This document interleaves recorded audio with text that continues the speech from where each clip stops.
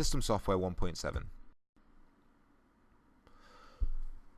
So what do we need to know? First of all, we need to know what an operating system is. So the clue is in the word there, operating system. If they ask you to define what is the function of an operating system, it's the software that controls the operations of a computer. Sometimes we call it a platform, but basically it's an environment where software can run. Nothing can run on its own. Word can't exist on its own. It has to have something underneath it. You can run Word on an Apple machine, you can run it on a Windows-based machine, but there has to be an operating system underneath that. What are kernels? Kernels basically connect applications to hardware, and they allow the two to communicate. A device driver, when you buy a new scanner or a printer or maybe even a mouse, you have to install software so that the two can communicate and they can speak the same language, and that's the idea of it. So a program that enables computer devices to communicate with a computer. Windows is really, really clever now and does auto updates, so you probably don't see it happening. You just plug it in, it gets the updates off the internet. But in the old days, if it didn't come with a CD, you'd have to get a driver and install the driver. Memory management is all about, okay, you've got a finite amount of memory, or you haven't got that much memory. What are you going to choose?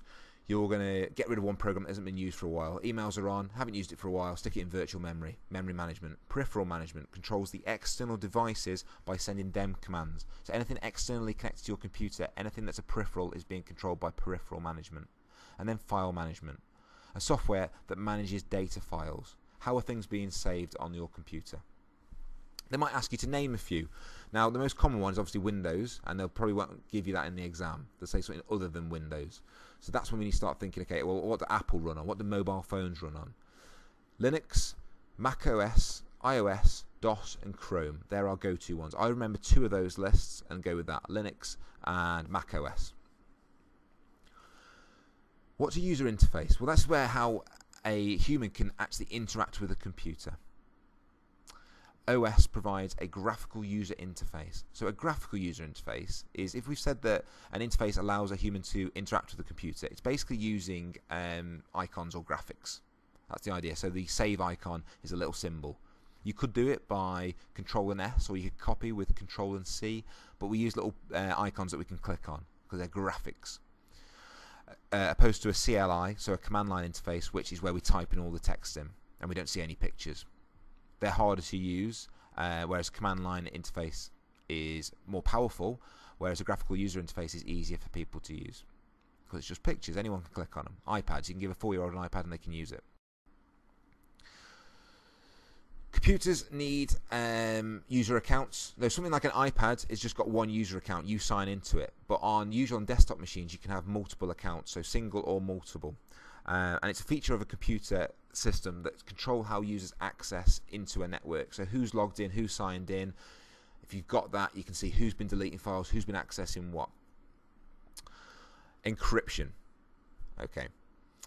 So basically the definition OCR want is when a scrambled message is sent from one computer to another and is only able to be unscrambled the message using a key or a secret code. So think of it like an egg. An egg starts off, you scramble it, and you've got no idea by looking at scrambled eggs what the original egg looked like, but using a computer key or a whiskey, as I've put here, you put the egg back together, and that's the idea.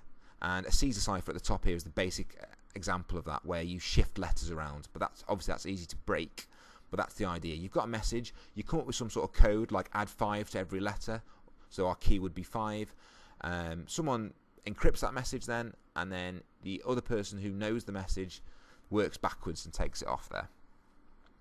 But this is going to take time because obviously if you've added 5 places onto each letter, the other person's got to subtract 5 to work back, which takes a bit more time. So it's secure, but it takes a bit of time.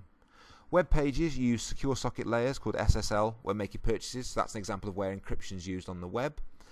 And defragmentation. So when you save files to your computer, they take up lots of space, and when you delete them, you leave little gaps in your hard drive, and those little gaps after a time are obviously wasted space. So the idea of defragmentating puts the fragments back together, takes everything out, puts it all back, so everything's in structured order. Backups. There's 2 main types of backups you need to know here. Basically, a full backup is where the whole of the hard drive, or whatever you're backing up, is backed up.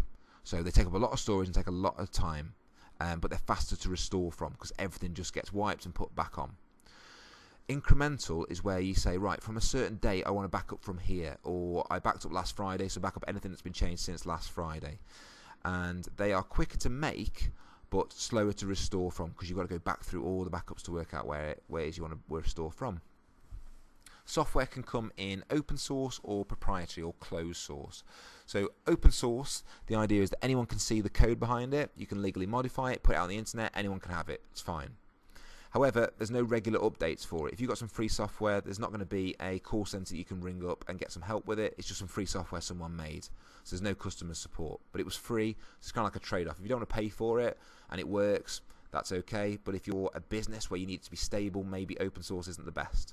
Proprietary software or closed source is where it's all a secret. We don't know what happens. We don't know what happens in Microsoft Word, how it works. We don't need to. We pay for a license and it's there. However, we get regular updates and we get customer support if it doesn't work. Compression, just glossing over here, basically is reducing the file size to take up less space.